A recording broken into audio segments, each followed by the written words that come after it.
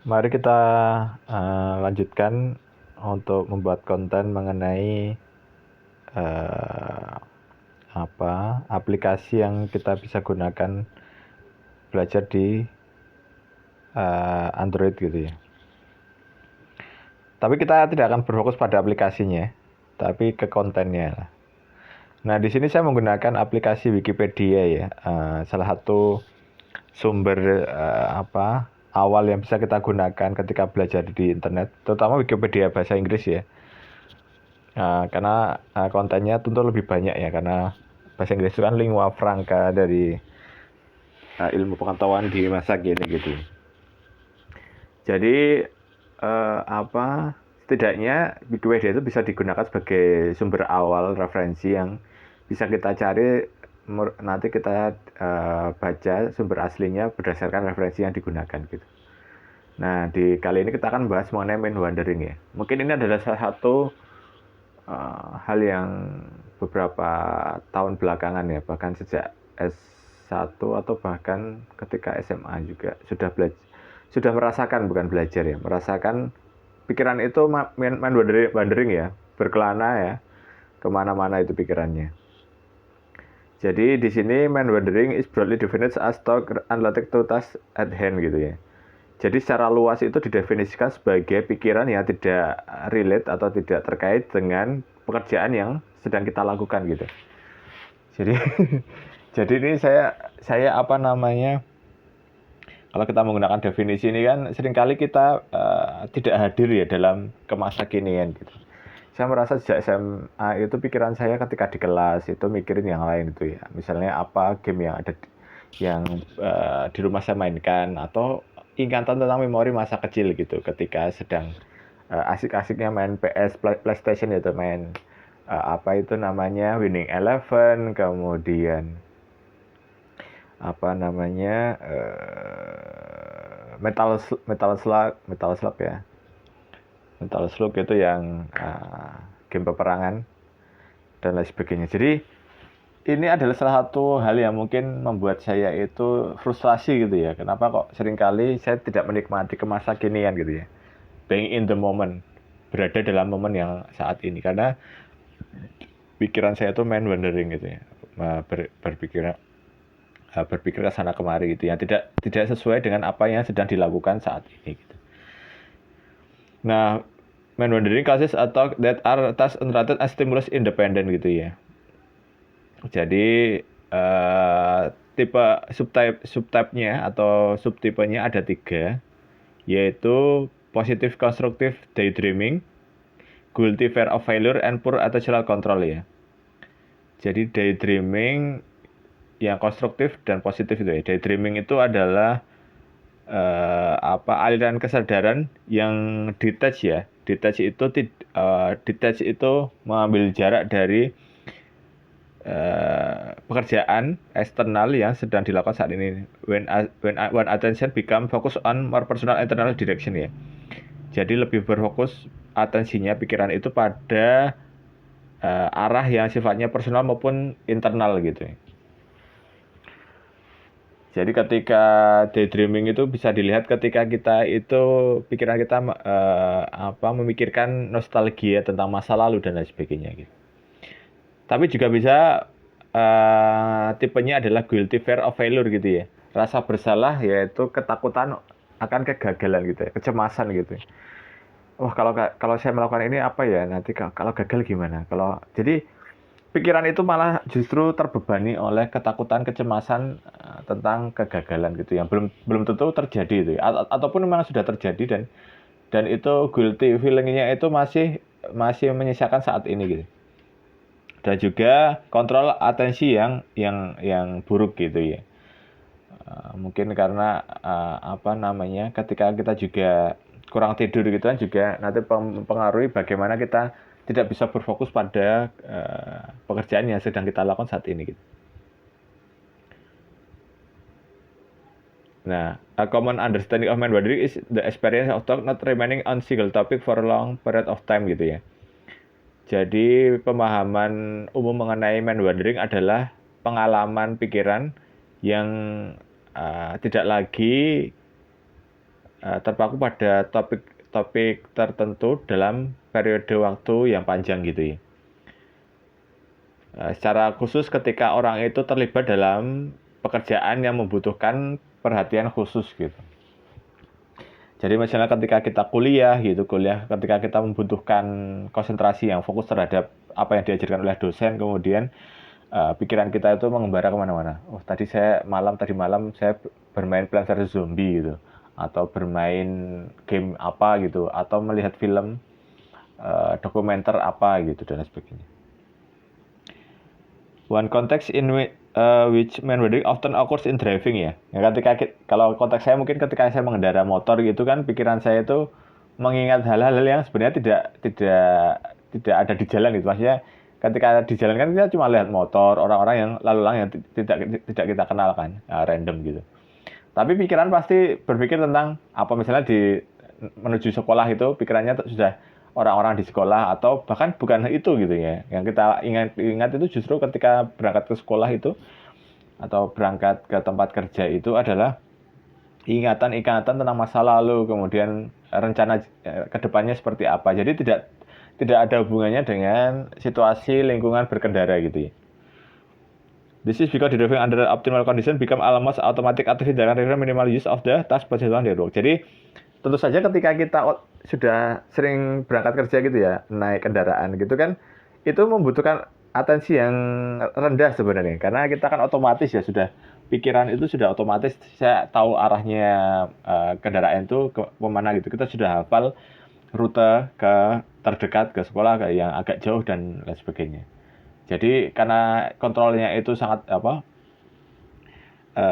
atensi yang dibutuhkan itu sangat rendah untuk berkendara itu, maka kita cukup mudah untuk mind wandering ya, pikiran itu berkelana kemana-mana gitu. Kemudian the brain network that is active when one is engaged in attention demanding activity ya. Jadi jaringan otak itu akan aktif ketika terlibat dalam aktivitas yang membutuhkan atensi. Jadi berkendara kan itu kurang ya, karena kita sudah otomatis gitu. Ketika kita naik sepeda sudah kita tidak perlu belajar lagi, karena ketika sudah bisa naik sepeda motor itu kan otomatis itu ya. Jadi ketika kita naik kendaraan itu rasanya pikiran itu tidak perlu terlalu banyak membutuhkan fokus gitu ya. Berbeda ketika kita belajar di kelas gitu. In situation where vigilance is low, people do not remember what happened in the surrounding environment because they are preoccupied with their talk gitu ya. Jadi ketika situasinya vigilansinya itu rendah, orang-orang itu tuh tidak mengingat apa yang terjadi di sekeliling lingkungannya, karena pikirannya itu sudah terokupasi ya, terpenuhi dengan pikiran-pikiran yang lain gitu. This is known as the decoupling hypothesis gitu. Jadi ini hipotesis decoupling ya sebutannya. Tapi saya tidak akan membahas soal ini secara lengkap dari artikel ini. Tapi saya hanya ingin berbagi soal yang sifatnya lebih personal gitu ya. Kalau kita terlalu membahas ini kan nanti pada akhirnya malah jadi review Wikipedia yang terlalu membosankan ya. Tapi saya akan mencoba berbagi pengalaman setidaknya dari sudut pandang saya sendiri gitu. Karena maka dari itu, karena saya itu merasa selama ini mind wandering itu sudah cukup parah gitu ya, bertahun-tahun itu pikiran saya itu kurang bisa menikmati masa kini gitu, saya memutuskan pada akhirnya untuk lebih banyak mencatat gitu ya. Apapun kondisinya di warung, kemudian ketika ada tugas gitu, saya akan berfokus untuk mencatat gitu, karena saya ingin mengkorelasikan pengetahuan apa yang sedang saya alami gitu ya. Saya ingin lebih aware terhadap apa yang ada di sekitar saya gitu. Maka ketika sekarang saya sudah 2 tahun ini menjadi guru pendamping di salah satu taman kanak-kanak atau kelompok bermain di Bantul gitu ya, Sekolah Islam Dar Al-Hakim gitu, menjadi guru pendamping anak berkebutuhan khusus gitu. Itu saya berusaha untuk lebih being in the moment gitu ya. Ketika di sekolah itu terlibat ya, saya akan berfokus pada anak-anak lingkungan di sekitar saya gitu ya. Sambil saya mencatat apa-apa yang saya ingat gitu. Ketika saya sedang dalam situasi itu, kemudian pengalaman yang saya alami itu saya relate-kan dengan pengalaman yang sebelumnya gitu ya. Misalnya ketika berhadapan dengan anak-anak gitu, kemudian saya berusaha untuk mengingat teori-teori apa yang saya pelajari di ketika kuliah jurusan psikologi misalnya gitu.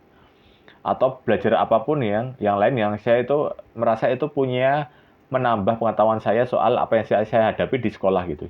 Sehingga saya merasa bahwa dengan cara seperti itu pikiran saya itu menjadi lebih mudah dipahami gitu. Jadi saya bisa lebih mengontrol atau mengarahkan pikiran saya lebih kepada hal-hal yang produktif sifatnya. Saya lebih dapat mengurangi mengurangi kecemasan, kemudian kekhawatiran terhadap apa yang tidak bisa saya kontrol gitu. Jadi lebih stoik gitu ya, stoikisme gitu. Jadi itu juga mempengaruhi pikiran saya gitu ya, membaca stoikisme, filsuf-filsuf stoa itu ya pikirannya, meditationnya Marcus Aurelius dan lain sebagainya. Jadi ketika misalnya ketika di sekolah itu kan teman kanak-kanak itu pertama kali itu yang menyambut anak-anak yang datang gitu ya. Jumlahnya 70 lebih anak gitu ya dari kelompok bermain maupun teman kanak-kanak. Saya merasa bahwa ketika saya terlibat dalam aktivitas yang sederhana seperti itu menyambut mereka gitu, pikiran saya itu lebih bisa diarahkan kepada hal-hal yang sifatnya kemasa kinian gitu. Jadi kita menikmati proses yang semuanya sederhana ya, bukan sekedar ya. Kita jangan menyepelekan juga, tapi kalau kita menganggap mungkin ini kan hanya menyambut orang lain gitu, anak-anak lagi. Misalnya anak-anak kan masih polos-polosnya gitu ya. Buat apa sih itu? Tapi setelah saya lebih hadir terhadap aktivitas-aktivitas rutinitas seperti itu tuh pikiran saya tuh lebih tenang gitu ya ketika pikiran saya itu menggembara kemana-mana gitu, kemudian saya bisa memfokuskan pada kehadiran anak-anak gitu. Itu ternyata menyenangkan sekali gitu. Saya belajar banyak dari teman-teman di SIDA itu juga bagaimana untuk menikmati setiap aktivitas yang ada di sekolah gitu. Misalnya yang sederhana aja, misalnya menyiapkan peralatan untuk KBM gitu, menyiapkan peralatan syirah nabawiyah gitu dan lain sebagainya. Saya merasa bisa menikmati semua hal yang terjadi di sekolah gitu ya. Mengganti banner yang perlu diganti gitu, atau mengganti galon gitu. Yang sederhana itu saya juga belajar dari anak-anak itu ya. Aktivitas motorik kasar anak-anak itu sangat kompetitif gitu ketika mereka berlomba dengan temannya gitu, kompetisi gitu. Saya merasa bahwa ada yang hilang dari saya ketika saya merasa tidak kompetitif lagi gitu ya. Saya melihat anak-anak itu bisa menikmati proses apa yang mereka lalui setiap hari gitu. Mulai dari bermain, bertengkar dengan teman, semuanya itu emosinya, pikirannya itu hadir semuanya total gitu. Anak-anak kan lucu juga. Ketika dia rebutan sama temennya, ketika mereka berantem, ketika mereka bekerja sama, bermain, belajar bareng gitu. Semuanya ya, yang mungkin kita anggap konflik yang negatif itu ternyata kita bisa belajar dari situ gitu, bahwa kita bisa menikmati setiap proses yang terjadi dalam hidup itu dengan lebih nyaman gitu ya. Jadi mungkin itu ya, mungkin kalau pengalaman saya dari situ adalah cobalah untuk hadir dalam momen kemasa kinian, kemudian nanti refleksi dengan mencatat gitu.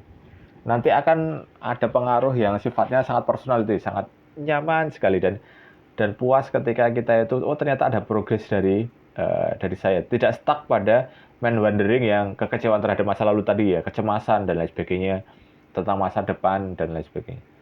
Kita akan lebih produktif dengan belajar hal-hal yang baru, mengakui kesalahan sendiri, kemudian masih kekurangan apa diperbaiki dan lain sebagainya. Jadi kita tidak akan menyesal dengan apa yang sudah terjadi di masa lalu. Mungkin itu teman-teman, poinnya itu tidak terlalu banyak ya. Yang pertama adalah hadir dalam masa kini apapun itu, pengalaman yang kita lalui, rutinitas itu dinikmati, profanitas sehari-hari itu dinikmati dengan hati yang gembira gitu ya. Berkenalan dengan teman-teman kecil yang baru, teman-teman yang sudah dewasa juga, rekan kerja, itu proses itu dinikmati semuanya, dan nanti kita akan merasa jiwa ini tumbuh menjadi pribadi yang lebih matang dan dewasa gitu. Jadi tidak stuck terhadap apa yang terjadi di masa lalu, dan maupun di masa depan, dan pikiran kita akan lebih tenang dengan kontrol terhadap apa yang bisa dikontrol pada saat ini gitu ya, kalau daripada sudut pandang stoik gitu. Mungkin itu teman-teman, semoga ini bisa berbagi hal ini agar teman-teman juga bisa mengambil hikmahnya, nikmati apa yang proses yang semuanya terjadi. Kemudian catat itu ya, refleksikan dengan pengetahuan-pengetahuan yang sudah dipelajari sebelumnya. Nanti kita akan merasa bahwa akumulasi pengetahuan itu membuat kita lebih bijak menghadapi hidup gitu.